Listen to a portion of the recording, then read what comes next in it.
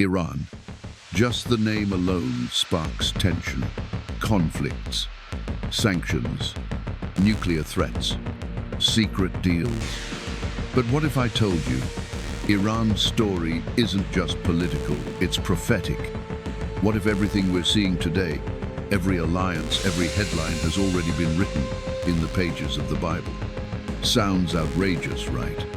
But stay with me, because this is not theory. It's not speculation. This is scripture. From the book of Genesis all the way to Revelation, Iran, known in ancient times as Persia, appears again and again. It's not a footnote. It's a major player. And today, I'm going to walk you through a divine timeline, one that's been hiding in plain sight for thousands of years. A timeline that shows how Persia was chosen, used, warned, and prophesied about long before the modern nation of Iran ever made the news. So let's dive in, because what you're about to hear, very few people even know, and even fewer dare to talk about it. Right after the flood, when the world was reset, God gave humanity a fresh beginning. Noah and his family were the only survivors, and his three sons, Shem, Ham, and Japheth, became the fathers of all future nations.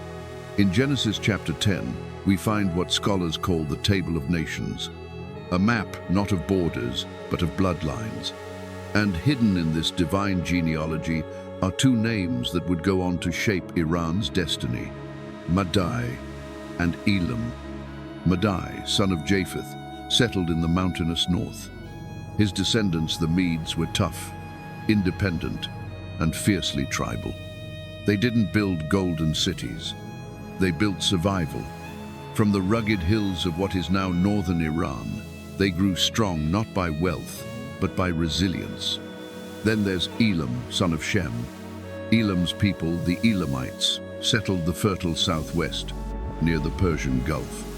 Their land was rich, their cities advanced, their kings powerful. And in Genesis 14, we see something stunning: the first major international war in the Bible, and one of the kings leading the charge, Chedorlaomer, king of Elam. He and three other kings invaded Canaan, plundered cities, and even captured Lot, Abraham's nephew. Let that sink in. The first nation in the Bible to go to war against the people of faith was Elam, Persia. But Abraham didn't fold. With just 318 trained men, he mounted a surprise attack. He defeated the invading kings, rescued Lot, and reclaimed what was stolen. It was a miracle. It was divine favor, and it set the tone for the rest of the story. No Eastern power, no matter how strong, can defeat those whom God protects. But Persia's story didn't stop there. The Elamites and the Medes, those descended from Shem and Japheth, eventually grew side by side. They occupied the same land, eastern Mesopotamia, the cradle of civilization. Two roots, two peoples, slowly growing into one identity. While the Elamites built cities in the south, the Medes thrived in the north. And over time, something remarkable began to happen. An empire was forming. First it was clans, then tribes, then kingdoms, and slowly the foundations of the Persian Empire took shape. And here's the kicker: even though these were pagan nations, they were never outside of God's plan. That's not a guess. That's Bible. Because centuries before Persia became a global power, God had already spoken through his prophets. The first prophecy came through Isaiah. God said that Elam and Media, the ancestors of Persia, would be used to punish Babylon, the very empire that would one day destroy Jerusalem and burn its temple. But the second prophecy, even more shocking. God said that a pagan Persian king who hadn't even been born yet would one day free Israel, rebuild the temple, and fulfill prophecy. And God called him by name, Cyrus, more than 150 years before he was born. Let that settle in. The Bible named a non-Jewish king by name before his empire even existed, and said he would become God's chosen tool to redeem Israel. That's not just prophecy, that's precision. Fast forward to the 8th century BC. A Mede named Deioces united the tribes of Elam and Magi and founded the imperial capital of Ecbatana, the first royal city on Iranian soil. His grandson Cyrus took things even further. He built an army so strong, it crushed Nineveh, the brutal capital of the Assyrian Empire, one of Israel's worst enemies. The prophecies had begun to unfold. God wasn't just watching history, he was shaping it. He was raising Persia up not as an accident, but as an instrument. But perhaps the clearest vision of Persia's future came not from a king, but from a prisoner, a teenager named Daniel, taken captive by Babylon when Jerusalem fell. He lost his home, his temple, his freedom, but not his faith. And because of that, God gave him visions, glimpses of empires yet to come. And Persia was right at the center of it all. While serving in the court of King Nebuchadnezzar, Daniel was summoned to interpret a dream. A terrifying statue made of gold, silver, bronze, and iron. Daniel revealed the dream and its meaning. You, O king, are the head of gold, but after you will come another kingdom, inferior to yours, silver, then a third of bronze, and a fourth, strong as iron. The silver chest and arms that was Persia. 2 arms, 2 kingdoms, Media and Persia, united, but unequal, because one arm, Persia, would rise higher and take control. The writing was on the wall. Babylon would fall, Persia would rise, and Daniel saw it all before it even happened. Daniel's vision wasn't just a dream. It was a countdown, a divine blueprint of world history. And Persia, the empire rising from the east, was next in line. Not long after Daniel interpreted Nebuchadnezzar's statue, God showed him even more, a vision of 4 beasts, each representing a kingdom. And the second beast, a massive bear, raised up on one side, with 3 ribs clenched in its mouth. A voice thundered, "Get up and devour much flesh." This wasn't just poetic, it was prophetic. The bear represented Media and Persia, and the ribs, 3 mighty conquests, Lydia, Babylon, and Egypt. And one of those ribs was about to fall. While Daniel was still serving in Babylon, the man Isaiah had prophesied about, Cyrus, was rising from the highlands of Persia. He wasn't born into empire, he created it. Cyrus united the Medes and the Persians, conquered kingdom after kingdom, and expanded westward like wildfire. And then his eyes turned toward the greatest prize of all, Babylon. But this wasn't just politics. This was prophecy in motion. Over 150 years earlier, Isaiah had declared, "This is what the Lord says to his anointed, to Cyrus, whose right hand I take hold of. I will go before you and level the mountains. I will open doors before you, and the gates will not be shut." Now, that prophecy was about to be fulfilled down to the smallest detail. Picture this: Babylon, the unbreakable fortress, walls wide enough for chariots, a city thought to be impenetrable. Inside, King Belshazzar, grandson of Nebuchadnezzar, was throwing a lavish party. Drunken with pride and wine, he ordered something that would seal his doom. He called for the sacred vessels, stolen from Jerusalem's temple, God's holy treasures, to be used in a toast to false gods. That moment, it crossed a line. Suddenly, a hand appeared out of nowhere, writing 4 chilling words on the wall. Mene, Mene, Tekel, Parsin. No one could read them except Daniel. Brought out of exile once again, the prophet delivered the verdict. God has numbered your days. You've been weighed and found wanting. Your kingdom is divided and given to the Medes and the Persians. And while the king's face turned pale, something was already happening. Just outside the walls, Cyrus's army had diverted the Euphrates River, lowering the water level. His troops entered the city under the wall, through the dry riverbed. And just as Isaiah had prophesied, the gates were left open. That night, Babylon fell. No great battle, no long siege, just precision, timing, and prophecy fulfilled. Now, most conquerors would have enslaved the people, destroyed the temples, asserted their dominance.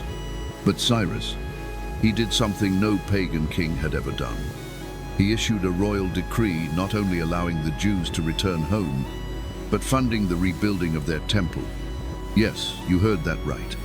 A foreign Gentile king backed by the power of an empire declared, "Let them go up to Jerusalem and rebuild the house of the Lord, the God of Israel." He didn't just release the captives, he empowered them, he restored them. God had used Persia, the very empire formed from Elam and Magi, as an instrument of redemption. Zerubbabel, a descendant of King David, and Joshua the high priest, led the return. And on the ashes of Solomon's destroyed temple, they laid new foundations. Persia had become the first empire in history not to crush God's people, but to rebuild them. But Daniel's visions weren't finished. Years after Babylon's fall, God gave him another dream.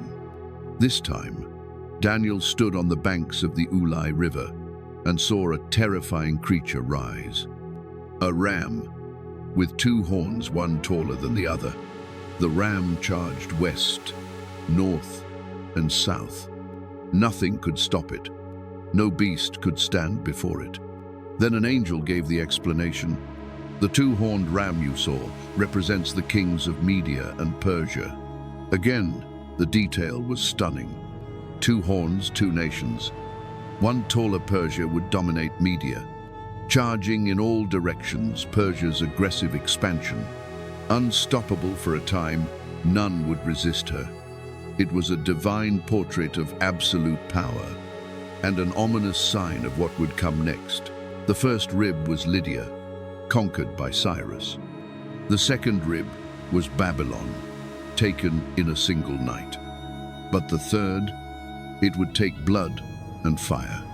Under Cambyses II, son of Cyrus, Persia launched an invasion into Egypt, Israel's ancient oppressor. Crossing the burning sands of the Sinai, Persian armies met Pharaoh Psamtik III at Pelusium. And there, the final rib was ripped from the bear's jaws.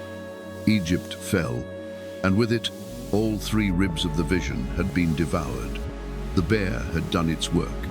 The empire of Persia now stretched from India to Ethiopia, the largest the world had ever known.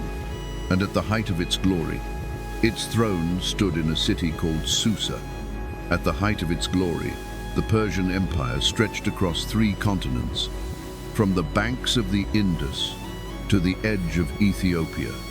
It ruled over 127 provinces, covering nearly every known nation of the ancient world.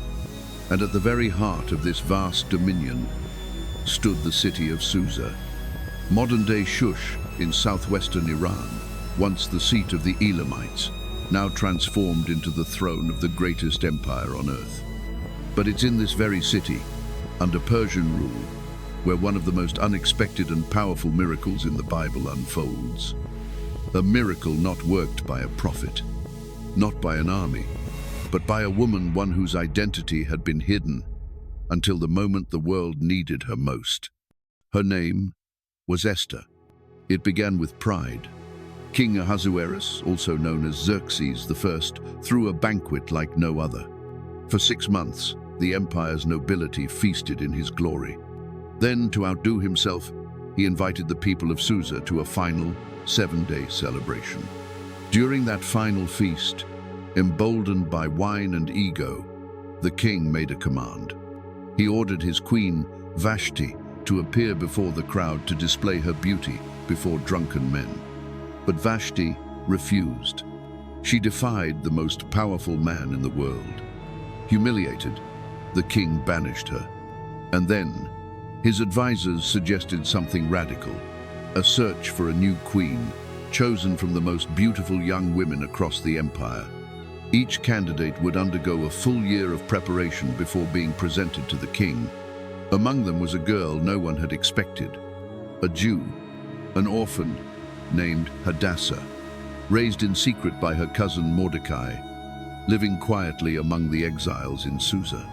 But in the palace, she was given a new name, Esther, and by divine providence, she captured the king's heart. Without revealing her people or her background, she became Queen of Persia. But even as Esther rose to power, an enemy was rising in secret. His name was Haman, a descendant of the Amalekites, ancient enemies of Israel.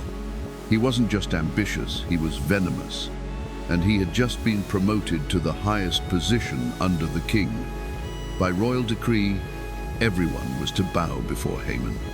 Everyone did except one man, Mordecai.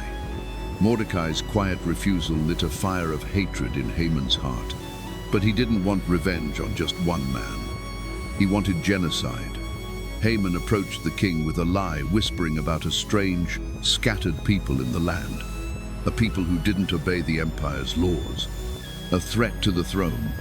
The king, unaware this people were the Jews, agreed. He gave Haman the royal signet ring, sealing a death decree. Within 1 year, every Jew in the empire, men, women, and children, would be annihilated. Panic swept through the Jewish community. Sackcloth, ashes, mourning. And Mordecai sent word to Esther, "Do not think that you will escape in the king's palace. Who knows whether you have come to the kingdom for such a time as this?" But Esther was terrified. To go before the king without being summoned meant death, unless he extended his golden scepter. Still, she made her choice. She fasted, she prayed, and then she acted. She entered the king's throne room uninvited, and he lifted the scepter. Esther had been granted favor, but she didn't rush. She didn't plead. Instead, she invited the king and Haman to a private banquet, then another, and only at the second banquet, with perfect timing, did she strike. She revealed everything. If we had merely been sold as slaves, I would have remained silent. But we are marked for death, my people, and me. The king was stunned. Who would dare do such a thing? He asked. And Esther turned.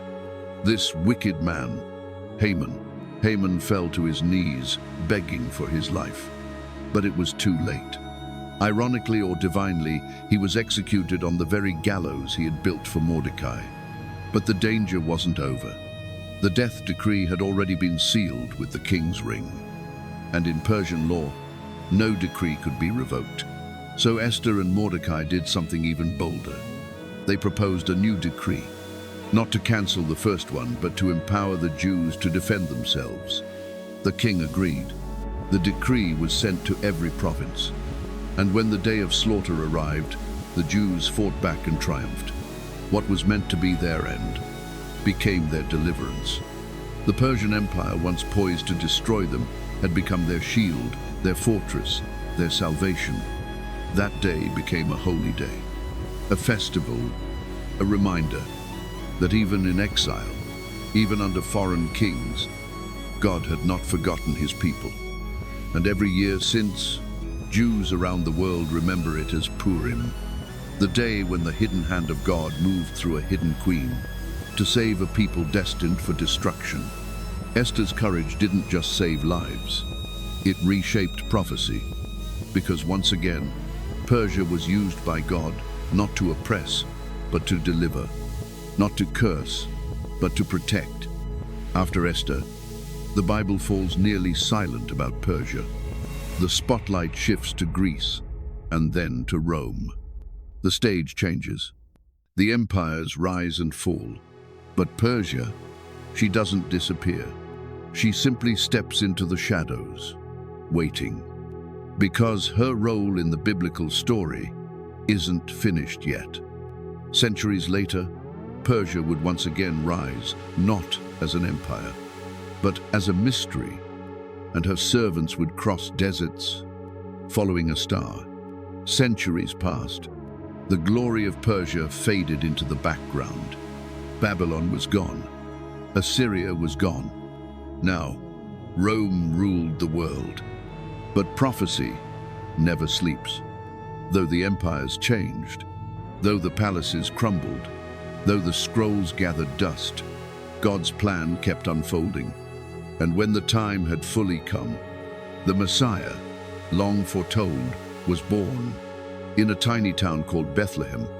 But here's the twist almost no one talks about. The first people to recognize his birth, to bring him royal gifts, to kneel before his cradle, weren't from Jerusalem, weren't from Rome, weren't even Jews. They were Magi. In Matthew chapter 2, we read a line that's been repeated billions of times, but rarely understood. Wise men from the east came to Jerusalem saying, "Where is he who has been born King of the Jews? We saw his star in the east and have come to worship him." Who were these men? The Greek word used is magoi, meaning scholars, priests, astronomers. They weren't kings. They weren't sorcerers. They were Persian sages, part of a powerful priestly caste that had served in the royal courts of Babylon and Persia for centuries. Educated in science, the stars, and sacred prophecy, they came from the very lands once ruled by Cyrus, Darius, and Xerxes, what we now call Iran. So why did they come? What star? What sign? And most importantly, what did they know? Remember Daniel? He didn't just interpret dreams. He wrote some of the most precise messianic prophecies in the Bible. In Daniel chapter 9, he gave a timeline. From the issuing of the decree to restore and rebuild Jerusalem until the coming of the Anointed One, there will be 7 sevens and 62 sevens. That's not poetic. That's mathematical. Scholars have calculated, starting from Cyrus's decree, Daniel's numbers point directly to the time of Jesus' birth. Now imagine this. The Magi, Persian wise men, had access to Daniel's writings. He served in their courts. His scrolls remained. And when they saw that mysterious star, they knew. They knew the time had come. So they packed their treasures, gold, frankincense, and myrrh, and journeyed west, through deserts, through danger, to find the newborn king. Each gift they brought carried prophetic meaning. Gold fit for a king. Frankincense used in priestly worship, honoring his divinity. Myrrh, a burial spice, foreshadowing his suffering and death. Without knowing it, the Magi declared the entire gospel. He is king. He is God. He will die for us. And while Jerusalem's religious leaders slept, while Herod plotted murder, while Rome remained unaware, it was Persia, ancient enemy, former redeemer, that sent worshippers. Persia had once freed Israel's captives. Now, it honored Israel's true deliverer. But just as Persia's story began in Genesis, and rose in Isaiah, and climaxed in Esther, and worshipped in Matthew, it also appears in one more place, a place darker, more terrifying, and still to come. Ezekiel 38, the prophecy of Gog and Magog. The Lord speaks to the prophet, "Son of man, set your face against Gog of the land of Magog, the chief prince of Meshech and Tubal. Prophesy against him." Then comes the list of nations in Gog's coalition, and first among them, Persia, modern-day Iran, alongside Kush, modern Sudan, put Libya, and others. Persia will join a final alliance against God's restored people Israel. This isn't speculation. It's written. The prophet describes a massive invasion, like a cloud covering the land, an army that marches with arrogance, that believes Israel is vulnerable. But they miscalculate one thing. They're not attacking a nation. They're attacking a covenant. And God himself responds. The results are cataclysmic. Earthquakes, fire, confusion, armies turning on each other, a global shockwave of judgment. But the purpose isn't just punishment, it's revelation. And so I will show my greatness and my holiness, and I will make myself known in the sight of many nations. Then they will know that I am the Lord. So where does that leave Iran? Will it be destroyed forever? Erased from God's plan? Not exactly, because tucked away in Jeremiah 49, nearly forgotten, is a mystery. A second prophecy, one that almost no one talks about. Jeremiah writes, "This is what the Lord Almighty says. I will break the bow of Elam, but in the last days I will restore the fortunes of Elam." Elam, the southern root of Persia. Yes, judgment will come, but so will restoration. Even after rebellion, even after betrayal, God leaves the door open. Why?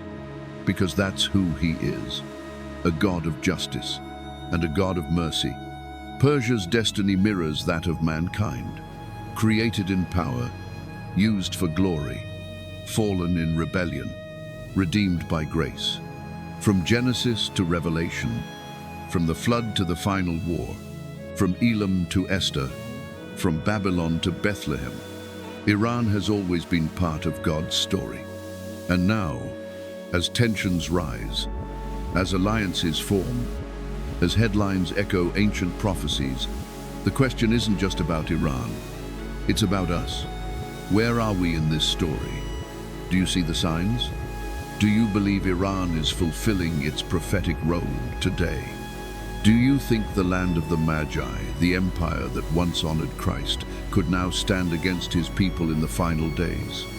Let me know your thoughts in the comments below. I want to hear from you. And if this video opened your eyes, give it a thumbs up. It tells the platform this message matters. Share it with someone who needs to hear the truth about God's plan through history. And if you're hungry for more revelations like this, subscribe now, because we're just getting started. This channel exists to uncover the Bible's hidden connections to our modern world. And trust me, what's coming next will shake you even deeper. Blessings. See you in the next video.